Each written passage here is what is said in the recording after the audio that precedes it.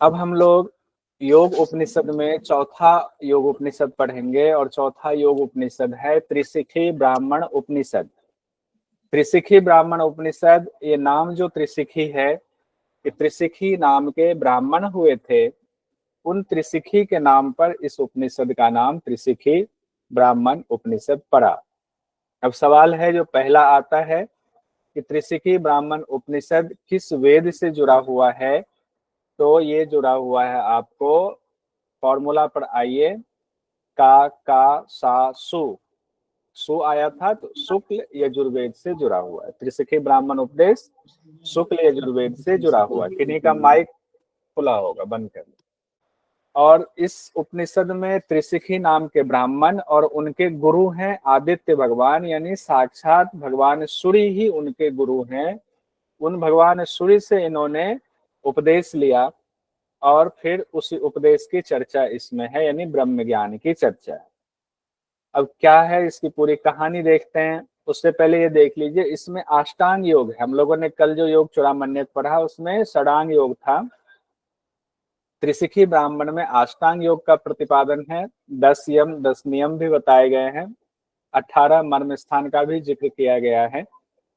शुरुआत करते हैं हम लोग पहले मंत्र में जो बताया गया है त्रिशिखी ब्राह्मणों उपनिषद में कि त्रिशिखी ब्राह्मण आदित्य लोकम जगाम तम गत्वाच भगवान किम देह किम प्राण किम कारणम किम आत्मा। ये क्वेश्चन भी पूछा जाता है, इसीलिए हमने इसको मंत्र सहित लिखना पड़ा। क्वेश्चन पूछा जाता है। तो एक बार क्या हुआ, त्रिशिखी नाम के ब्राह्मण सीधे आदित्य लोक में पहुंच गए। और क्यों, कोई यूं ही आदित्य लोक नहीं पहुंच सकता, इसका मतलब उनकी साधना बहुत उच्च कोटि की रही होगी। वो आदित्य लोक में पहुंच गए और भगवान आदित्य से पूछा उन्होंने, उनको गुरु मान करके पूछा, भगवान किम देह, यह शरीर, हे भगवान यह शरीर क्या है, देह क्या है, किम प्राण है, ये प्राण क्या है, किम कारणम, इन सब का कारण क्या है, किम आत्मा, यह आत्मा क्या है। इस तरह 4 सवाल पूछा है। 1 2 3 4 सवाल पूछा है। उसके बाद भगवान आदित्य अब उनको जवाब दे रहे हैं। होवाच सर्वमिदं शिव ए विजानिहि किंतु नित्यः शुद्धो निरंजनो विभुर्द्वः आनंदः शिव एकः स्वेन भासिदं सर्वं दृष्टा तप्तायः पिंडवदेकं भिन्न वद भाषते तदभाषकम किमित चेदुच्यते। उसके बाद कहते हैं सत शब्द वाच्यम इदम विद्या सबलम ब्रह्म, यानी कि हे ब्राह्मण, त्रिशिखी ब्राह्मण, यह सब कुछ जो है वो शिव स्वरूप ही है। सर्वमिदम शिवम एव बीजानिहि, सबको शिव शिव रूप ही मानो, सब कुछ शिव रूप ही है, ऐसा जानो। वही नित्य है, नित्य शुद्धो निरंजन, वही नित्य है, वही शुद्ध है, वही निरंजन भी उनको कहा जाता है, विभु भी उनको कहा जाता है। विभु मतलब जो हर जगह व्यापक है। और अद्वय भी उनको कहा जाता है, जो द्वय नहीं है, एक ही है। और वो आनंद स्वरूप है, आनंद है। शिव एक ही लोक से, शिव पहले एक ही थे, कहने का तात्पर्य जैसे हम लोग सिद्ध सिद्ध सिद्धांत पद्धति में पढ़ा हम लोगों ने अनामा रूप में, कहते हैं शिव पहले एक ही थे या एक ही हैं ही शिव। उन्होंने दिव्य लोक से सभी को देखने के बाद, अब वो जागृत देखेंगे तब जब जागृत होंगे, तो एक तरह से कहना ये चाह रहे हैं कि वो जागृत हुए। उन्होंने अपने लोक से सर्वम दृष्टा तप्ताय, उन्होंने देखा, आंखें खोली, देखा, सबको देखा। और फिर तप्ताय पिंड वदेकम, एक तपते हुए पिंड से उन्होंने सारे संसार को की उत्पत्ति कर दी।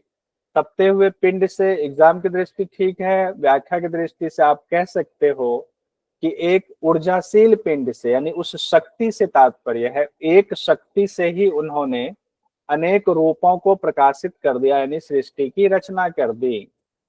उसके बाद कहा गया है कि अगर तुम ये पूछते हो सबको प्रकाशित करने वाला वह कौन है, तो उनको सत शब्द का वाचक कहा गया, उनको सत्य कहा गया। गीता में भी कहा गया है कि भगवान का वाचक सत्य भी है।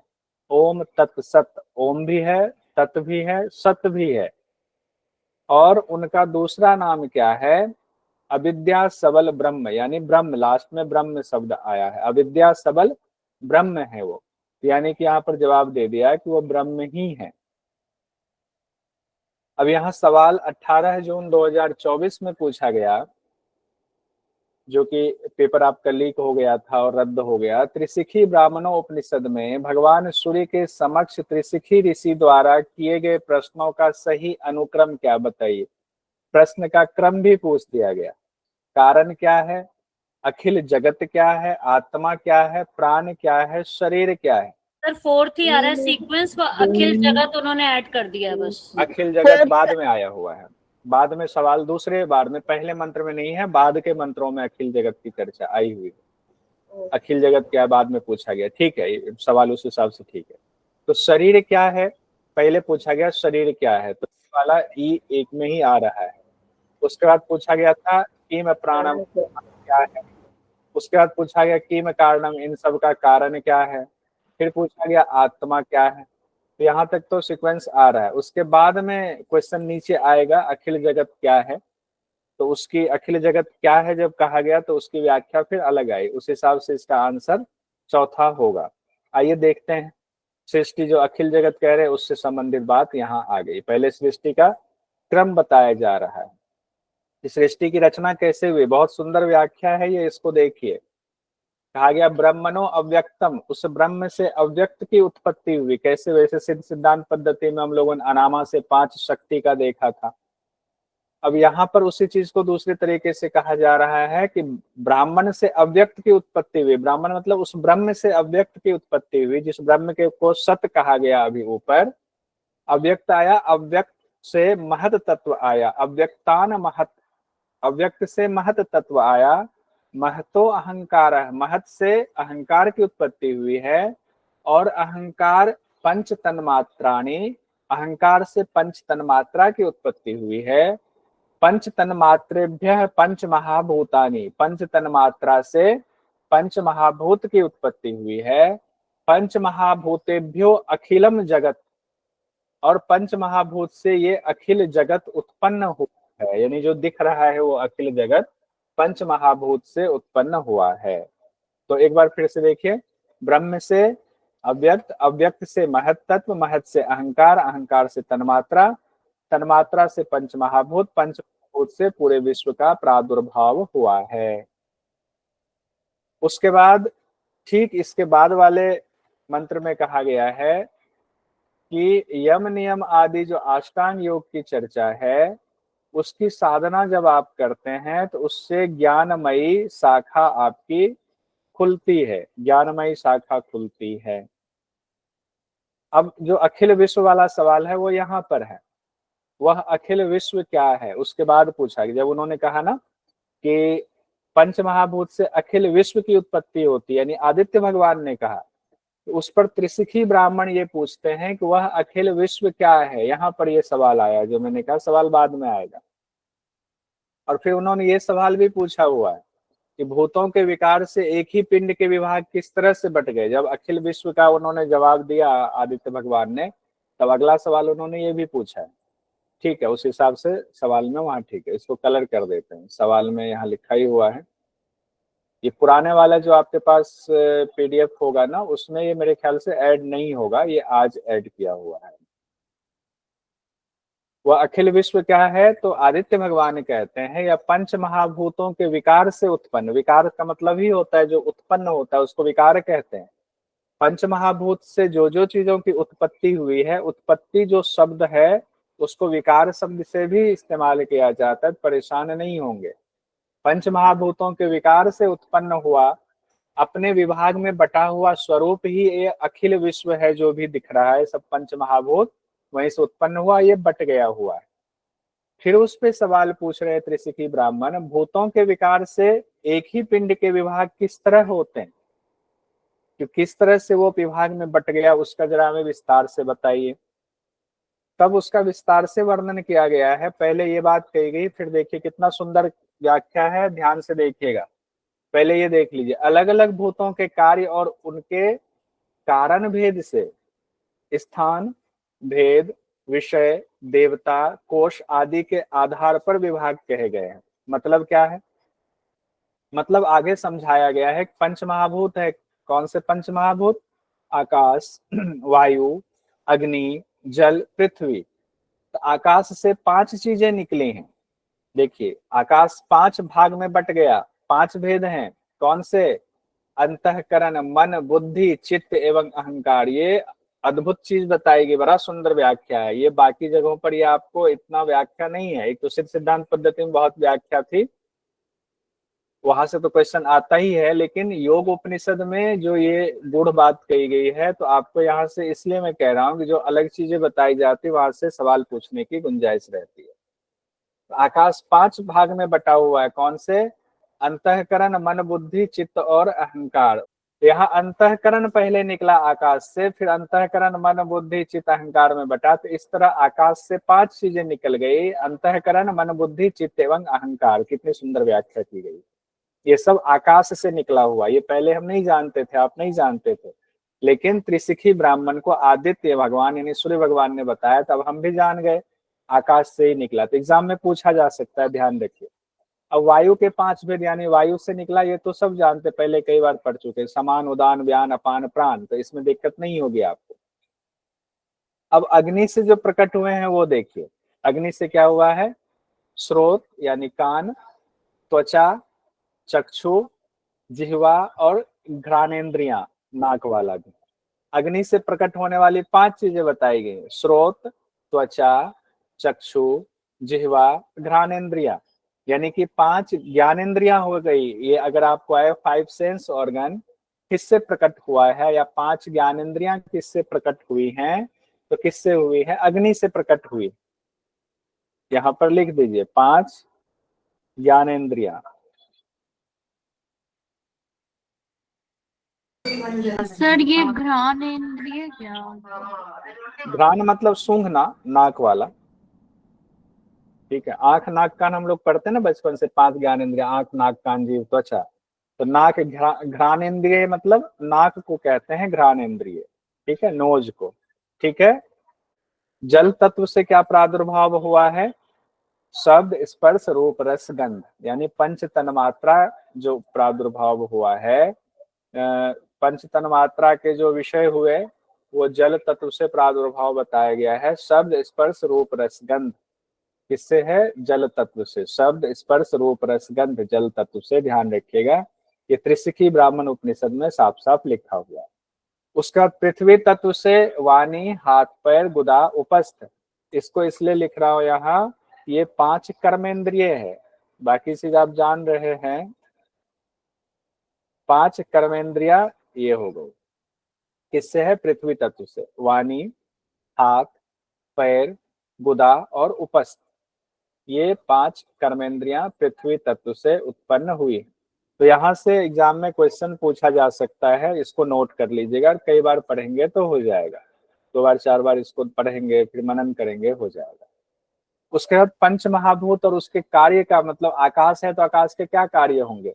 तो आकाश के कार्य किससे निश्चित होंगे? अंतःकरण, मन, बुद्धि, चित्त, अहंकार है, तो वो उसका जो कार्य होगा, वो जो हम लोग करते हैं उसी से रिलेटेड होगा। तो आकाश का क्या कहा गया है?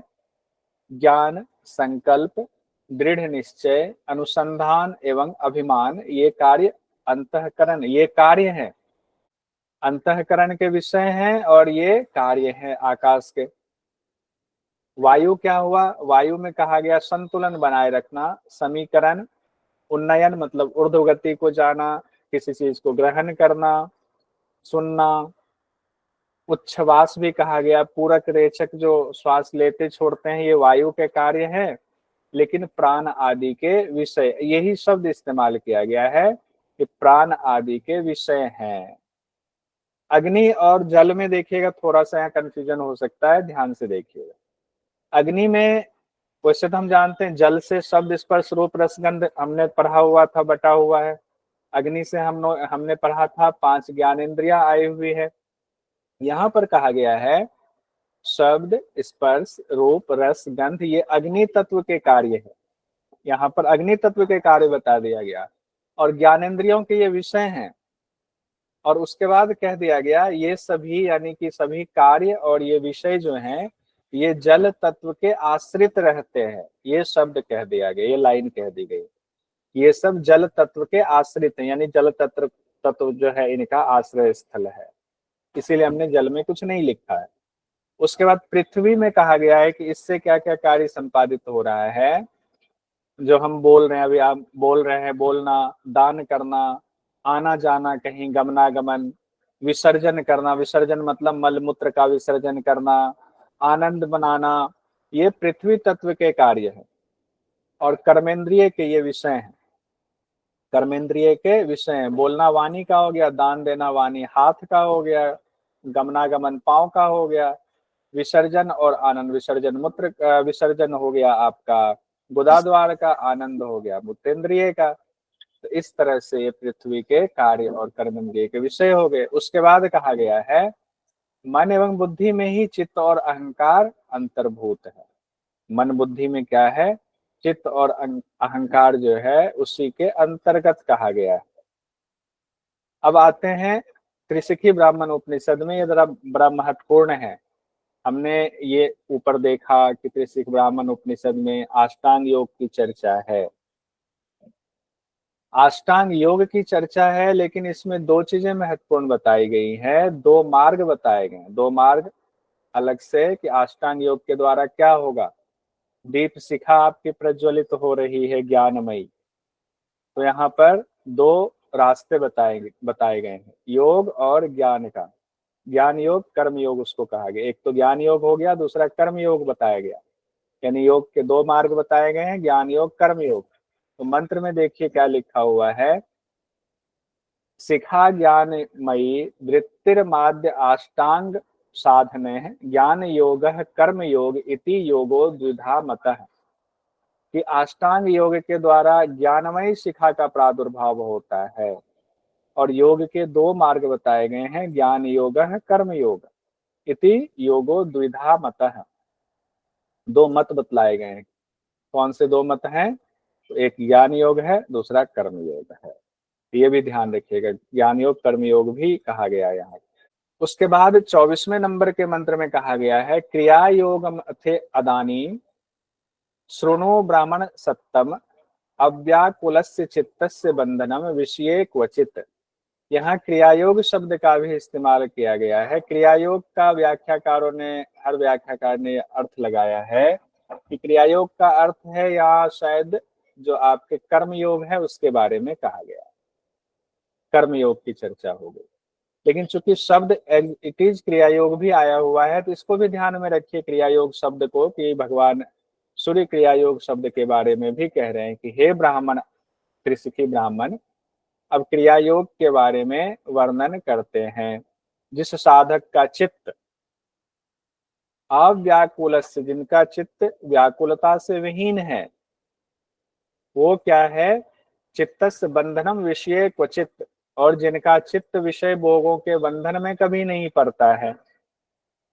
इस तरह से बताया क्रिया योग के बारे में। क्रिया योग में क्या कहा गया है, जिस साधक का चित्त व्याकुल नहीं है और अब विषय भोगों में भी वो नहीं पड़ता है, वो क्रिया योग है। अब इसी की व्याख्या आगे, अगर इसको क्रिया योग को कर्मयोग माना जाए तो इसकी व्याख्या आगे की गई है। 25वें मंत्र में कहा गया है कर्मयोग क्या है, इसकी चर्चा। तो कहते हैं कर्मम कर्तव्यम इति एव विहितेष्वेव कर्मसु बंधनम मनसो नित्यम कर्मयोगः स उच्यते यत्तु चित्तस्य सतत अर्थे श्रेयसी बंधनम। यानी कि निर्धारित जो कर्तव्य है, कर्म कर्तव्यम इत्येव, यानी आपका जो निर्धारित कर्म है, उसी को व्याख्याकारों ने कहा निर्धारित कर्म कहाँ से लेंगे, तो शास्त्रों में जो हमारे कर्म बताए गए, शास्त्र विहित जो कर्म बताए गए हैं, व्याख्याकार यही कहते हैं कि शास्त्रानुकूल कर्म ही कर्म होता है, कर्तव्य होता है। अगर हम उसमें निरंतर मन हमारा लगा रहता है तो वही कर्म योग है। उसी को आप कह सकते हैं कि निर्धारित कर्मों में निरंतर मन का लगा रहना, निर्धारित कर्म में निरंतर मन का लगा रहना कर्म योग है। कहा गया मन के ऊपर निरंतर बंधन को कर्मयोग कहते हैं, कि मन जो इधर उधर ना भागे तो उसको भी बंधन कराना कि क्या आपका कर्तव्य है, तो शास्त्र अनुकूल जो कर्म कहे गए हैं और आपका जो कर्तव्य है उसमें आप लगे रहिए। तो ये कर्म योग हमें क्या करता है, मन को निरंतर अच्छे उद्देश्य में बांध कर रखता है। तो कर्मयोग की बात हो गई, एक लाइन में कर्मयोग कहे तो निर्धारित कर्मों में निरंतर मन का लगा रहना कर्मयोग है। अब ज्ञान योग पर आएंगे, ज्ञान योग क्या है, तो कहा गया ज्ञान योग सह विज्ञेय सर्व सिद्ध करः शिवः यस्योक्त लक्षणे योगो द्विविधे अप्यव्यम मनः ज्ञान योग स विज्ञेय सर्व सिद्ध करः शिवः। इतना में ही कह दिया गया, ज्ञान योग स विज्ञेय यानी कि चित्त का सर्वथा आत्मिक उत्थान में नियोजित किए रहना ज्ञान योग है। विज्ञेय मतलब उस चित्त के बारे में, उस आत्मा के बारे में जिससे सारा कुछ प्रकाशित हो रहा है, उसी को जानने के लिए जो हम कार्य करते हैं वही ज्ञान योग है। यानी चित्त का सर्वथा आत्मिक उत्थान में नियोजित रहना ज्ञान योग। कर्म योग क्या था, जो कर्म है उसी में मन को लगाए रखना, जो कर्तव्य कर्म है हमारा वो कर्म योग हो गया। और ज्ञान योग क्या हुआ हमारा, वो जो आत्मा है उस आत्मिक उत्थान में, ज्ञान योग सविज्ञेय, उस आत्मिक उत्थान में लगे रहना, आत्मा की तरफ बढ़ना, आत्म साक्षात्कार आप कह सकते हैं। आत्म साक्षात्कार की निरंतर कोशिश ही ज्ञान योग है। और सर्व सिद्ध करः शिवः, वो जब ज्ञान योग आपका उत्थान होता है यानी कि आप आत्मा का दर्शन होता है तो सब कुछ सिद्ध हो जाता है। यानी कि ज्ञान योग जो है सब कुछ सिद्ध करने वाला मानना चाहिए उसको।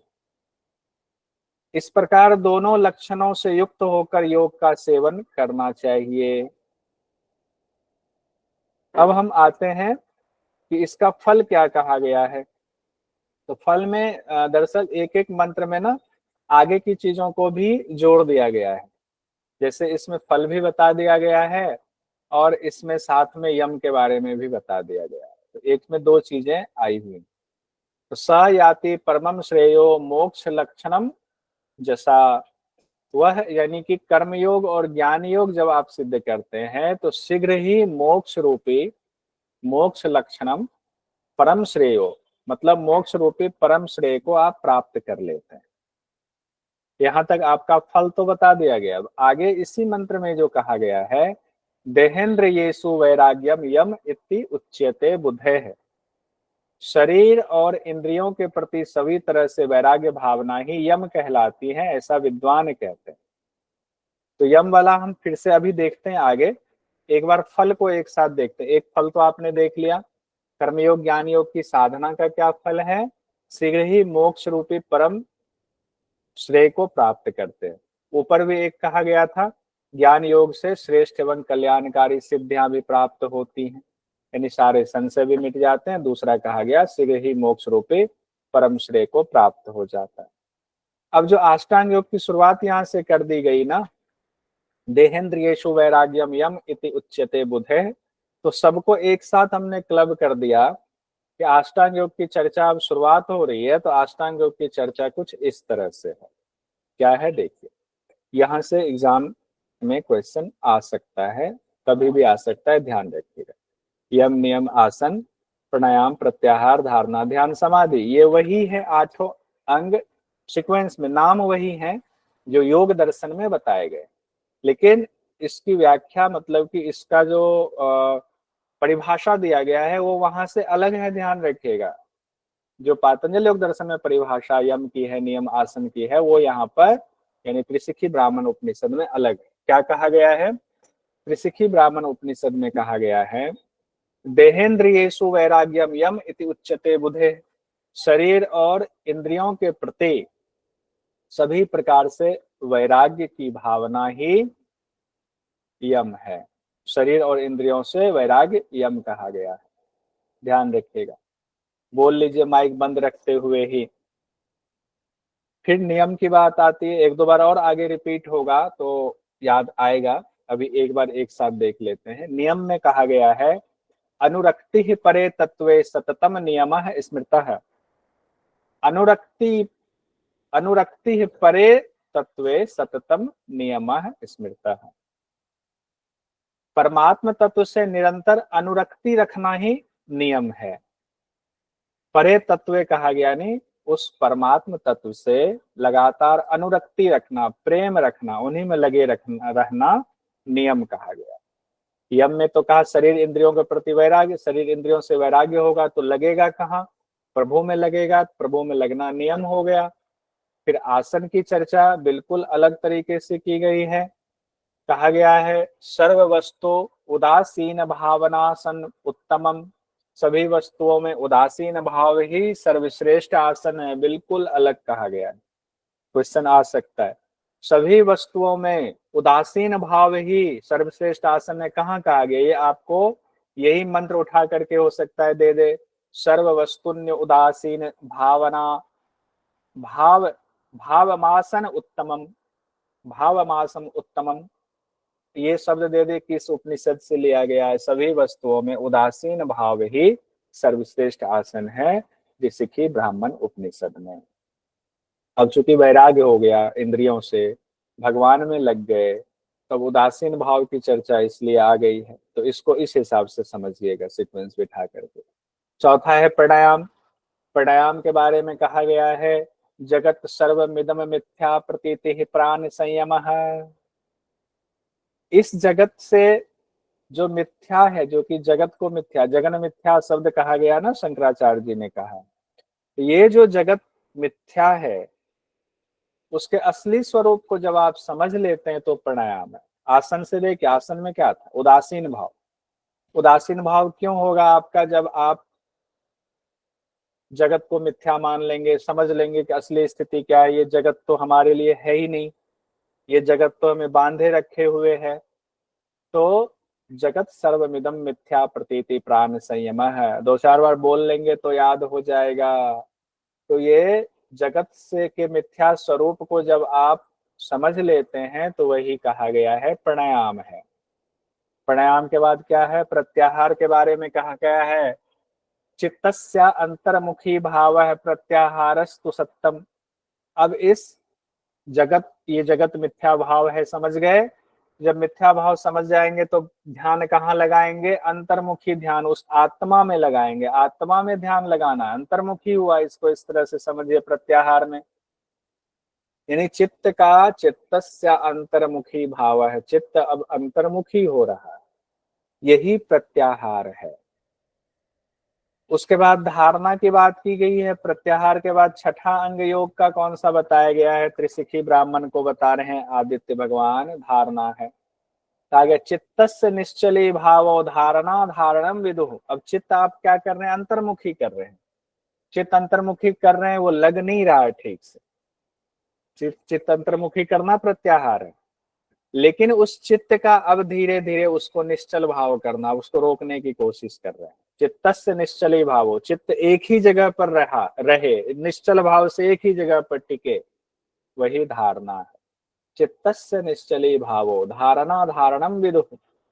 चित्त का निश्चल भाव से एक ही जगह धारण रहे, एक ही विषय वस्तु पे, उस आत्मा पे रहे, यही धारणा है।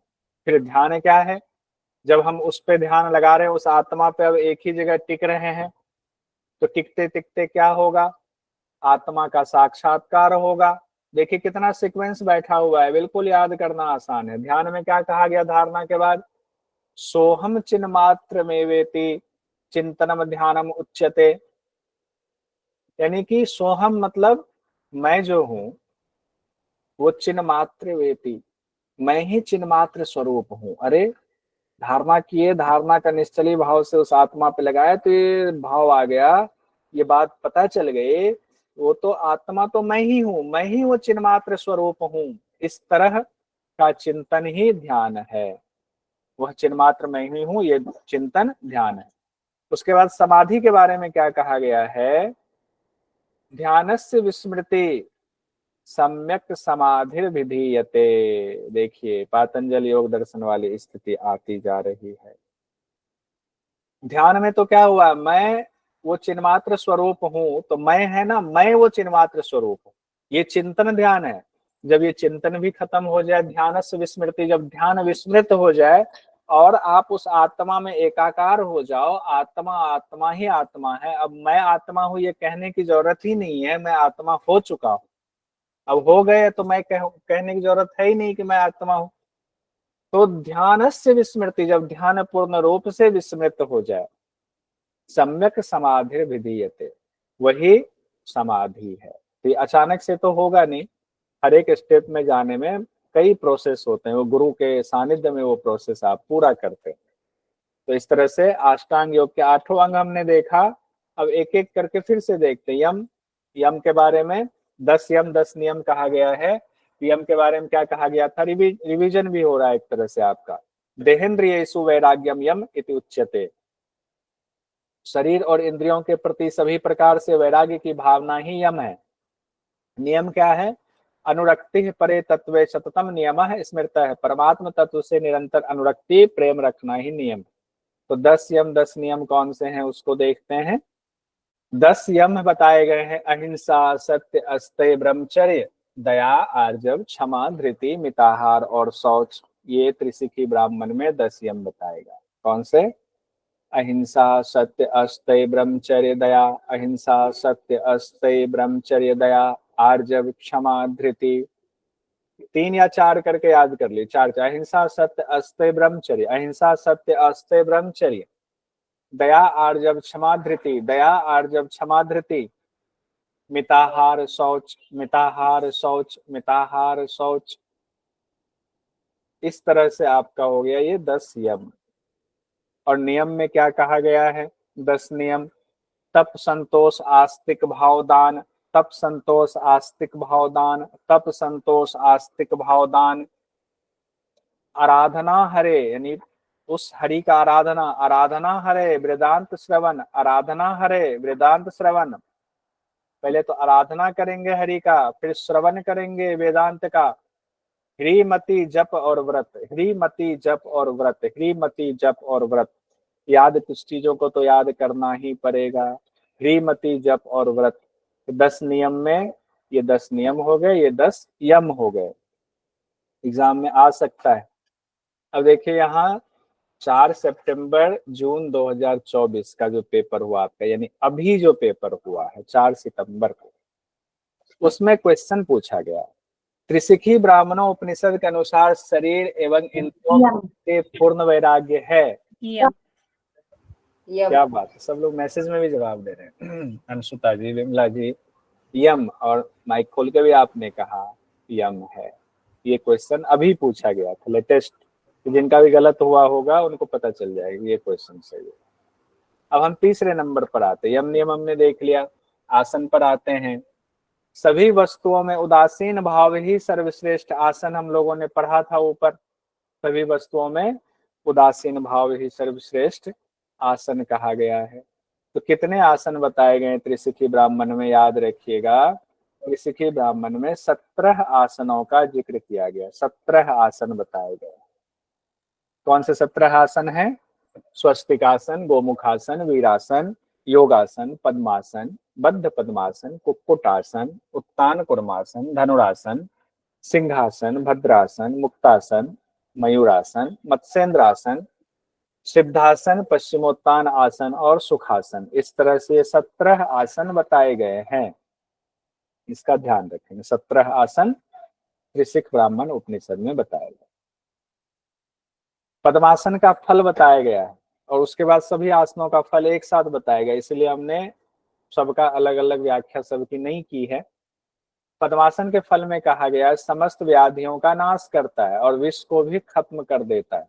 पद्मासन के बारे में ये कहा गया, समस्त व्याधियों का नाश करता है और विष को भी खत्म कर देता है। उसके बाद सभी आसनों का एक साथ फल बता दिया गया है। जिस मनुष्य ने आसनों को अपने वश में कर लिया है उसके लिए तीनों लोकों को मानो उसने वश में कर लिया। है बहुत इंपॉर्टेंट बात है। तीनों लोकों को अगर आ जाए जिसने संपूर्ण आसनों को वश में कर लिया, उसने मानो तीनों लोकों को वश में कर लिया। ये चर्चा कहाँ पर आई है? त्रिशिखी ब्राह्मण उपनिषद में आई। ये यहाँ तक आज हम लोग यहीं तक रहने देंगे। बाकी के जो अंग हैं वो हम कल पढ़ेंगे।